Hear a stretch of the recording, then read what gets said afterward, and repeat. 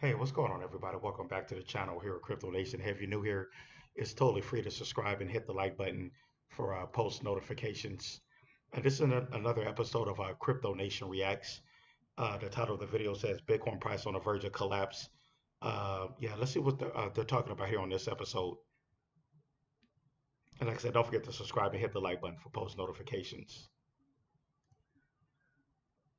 Bitcoin is slowly consolidating back upwards, coming off the lows of around $49,000. Long before Trump or any of these rumors or whatever else, it's solely predicated on we're likely to see the greatest asset bull market in the history of bull markets. And although, as of today, we've seen 3 consecutive days of outflows from the US Bitcoin ETFs, we understand that accumulation of this finite asset is global. Australia's Bitcoin ETF keeps stacking. Also new, over 110 businesses are now building on Bitcoin in Africa.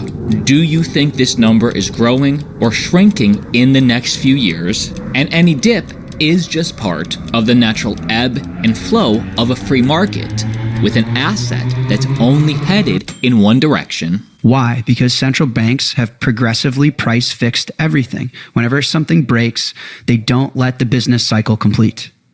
They don't let anything fail. They don't allow for pain. So with the next Federal Reserve meeting coming in September, and the Fed now equipped with ammo to lower interest rates to stimulate this economy. A lot of us criticize the Fed, and rightfully so, for many things, but one thing that they did get right is they've kind of reloaded their ammunition. And so now we've got rates over 5%. They've sold off $2 trillion or so off their balance sheet. If we get to some sort of market slowdown or downturn... Instead of AI here or there, why not put AI to work everywhere? USDC is money with all the benefits of the open internet, so it moves fast, across borders. The Fed seems to be more trigger happy. They're a little bit more sensitive. You saw this with the 2 emergency rate cuts in 2020. And I do think that they have that ammunition now to fight that market downturn. But what's it mean for Bitcoin? And with quantitative easing, again, not a question of if, but when. Is this the cycle where central banks try and price fix the bond market? If it is, the quantity of money printing is astronomical. You're going to get 2, 3, 4, 5 COVIDs worth of printing. Now let's talk about altcoins like Kaspa, like Solana, the latest in crypto gaming, and more. But first, just to cover all bases, so you have all the information as a crypto investor, until quantitative easing starts, until the Fed rate cuts kick in, what are some actual events that could break us out from this sideways consolidation summer? I think there's 3 main things that will break us out. First is time.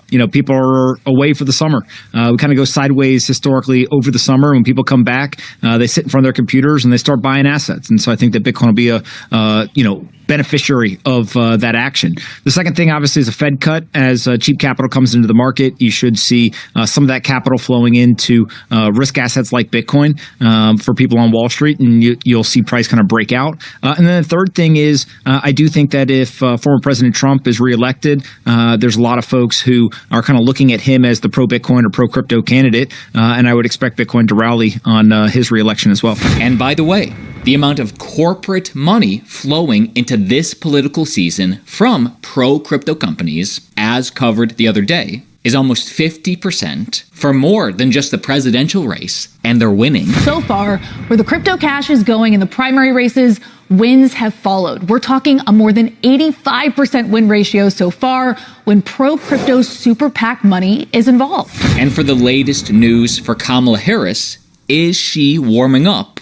Or what is her stance on crypto? Last week at the Democratic National Convention, we heard from a senior campaign aide, and when he was specifically asked about her stance on crypto, he said that the VP would embrace policies that support emerging technologies. Meanwhile, Coinbase's chief policy officer saying that they've been meeting with the Harris team behind closed doors, and they're very pleased about those talks. And of course, Kamala is in office now, so some action, maybe firing Gary Gensler now, would truly show where she stands. If you're a sitting vice president, then you can do action, right? And I think that's really what people are looking for. And so if people believe that the current administration has been abrasive towards the industry, I think the most powerful thing that Vice President Harris could do is to start to take actions to support the industry, show rather than tell. And I think the same would be true if it was a Republican in office. And many of you are asking me, what's next for Solana? The mainstream media refuses to cover this. I will. Throw this video a like if you appreciate. The Finternet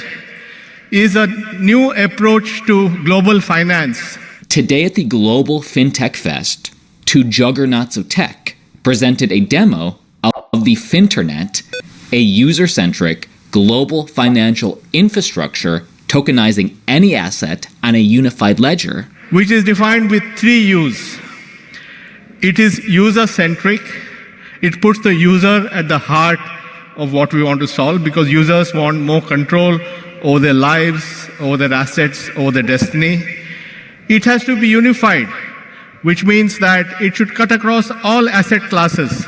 It could be shares, it could be bonds, it could be deposits, it could be paintings, it could be horses, doesn't matter. All kinds of asset classes should all come together. And you need an universal infrastructure on which all of this works. All on Solana. And so in this case, I'm transferring 2,000 rupees. I authenticate in real time, 2,000 rupees has been transferred.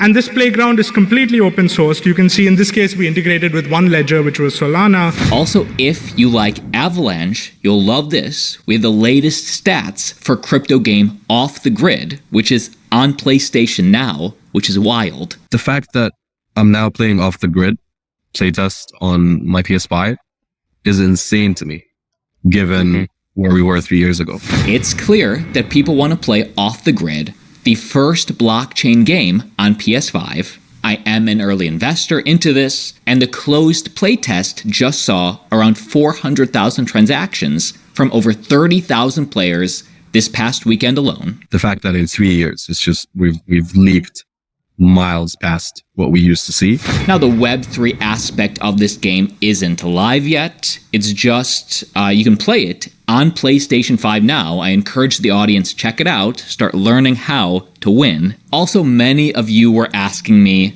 for an update on Kaspa, which is the 27th largest cryptocurrency by market cap. Marathon Digital CFO Salam Khan says Kaspa is a bet in latest interview. Marathon Digital is a heavily respected Bitcoin mining company in the US. We've got some very smart people in the company. And one of the things that we have been able to incubate within the company is out-of-the-box ideas. And one of that ideas was Kaspa. And Kaspa is a bet.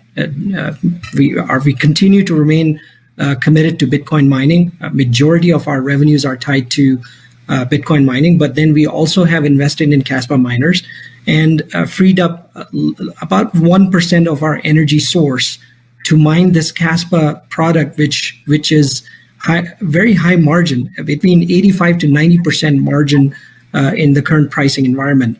Obviously, it will fluctuate with the period of time as the global hash rate increases and as this coin becomes more mainstream. But it provides us that opportunity and think out of the box where we can use the same electrons, create more value for our stockholders, and then we can monetize that, either keep it on our balance sheet or monetize that and buy more Bitcoin and continue our story. Now, anybody interested in earning Kaspa, exchange partner Margex is doing a CAS airdrop up to $5,000. Now, in my journey, just to learn how, I have been practicing small amounts on Margex. The reason I started using Margex is because there is no KYC, and obviously, if you want a more established exchange, you'd go for the Bybits, you'd go for the Binances. But on the other hand, some people don't want to give up that information. They don't want a KYC. Just be sure to use protection and never keep your crypto on an exchange. Trade it and then get off it. But anyway, there is a Kaspa airdrop for any Kaspa traders out there. Link down below. Check it out. And be sure to click subscribe for daily videos keeping you informed about crypto. See you tomorrow. All right. That concludes that episode. Thanks, everybody, for tuning in. And we could take a quick look right here of where Bitcoin is right now. Right now, Bitcoin is at 58,900, and Ethereum is at 25 just over 2,500, 22. So yeah, let's see where the market goes. Um, see what happens over the next day. Let's see if we can get a. I was hoping we could get a holiday pump, but let's see. Today's the last day of August. Let's see what happens in September. I know August, both July and August was kind of tough. Those are two tough months for crypto. It was actually the opposite of what I would have thought. But yeah, let's see what happens in September if this market could turn around. But yeah, anyways, I will see you guys in the next one. Thanks for tuning in. Peace out.